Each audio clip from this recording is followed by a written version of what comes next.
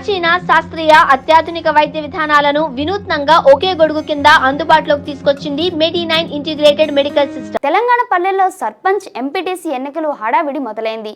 ఏ నలుగురు ఓ చోట గుమ్మిగూడిన ఎన్నికల గురించి చర్చించుకుంటున్నారు.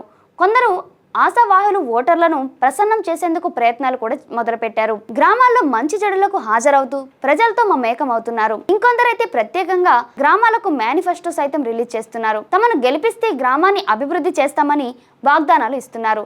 తాజాగా గ్రామంలో సర్పంచ్ పదవి కోసం వేలంపాట నిర్వహించారు. పోటాపోటీగా జరిగిన ఈ వేలంపాటలో ఓ వ్యక్తి రికార్డు ధరకు పాట పాడారు. జోగులాంబ గద్వాల్ జిల్లా మానవపాడు మండలం గోకులపాడు గ్రామంలో సర్పంచ్ ఎన్నికలు నోటిఫికేషన్ రాకముందే సర్పంచ్ పదవి కోసం వేలంపాట నిర్వహించారు. సర్పంచ్ పదవి ఏకగ్రీవంగా ఎన్నుకునేందుకు గ్రామస్తులు వేలంపాట ఏర్పాటు చేశారు. గోకులపాడు గ్రామంలో మొత్తం జనాభా 1000 మంది కాగా 480 ఓట్లు ఉన్నాయి. రానున్న సర్పంచ్ ఎన్నికల్లో అభ్యర్థులు డబ్బులు ఖర్చు పెట్టి ఎన్నికలు నిర్వహించకుండా గ్రామ సర్పంచ్ పదవిని ఏకగ్రీవంగా ఎన్నుకునేందుకు గ్రామస్తులు తీర్మానించారు. అందుకు వేలంపాట నిర్వహించారు. ఈ వేలంపాటలో 4 వ్యక్తులు పాల్గొనగా పోటాపోటీగా వేలం జరిగింది.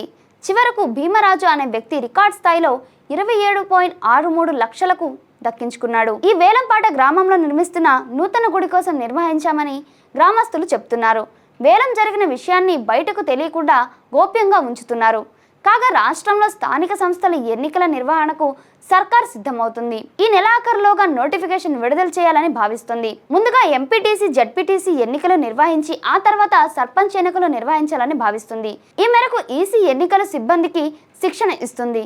ఈ నెల 15లోగా శిక్షణ పూర్తి చేయాలని జిల్లా కలెక్టర్కు ఆదేశాలు జారీ చేసింది. శిక్షణ పూర్తి కాగానే నోటిఫికేషన్ ఇవ్వనున్నట్లు అధికారులు చెబుతున్నారు.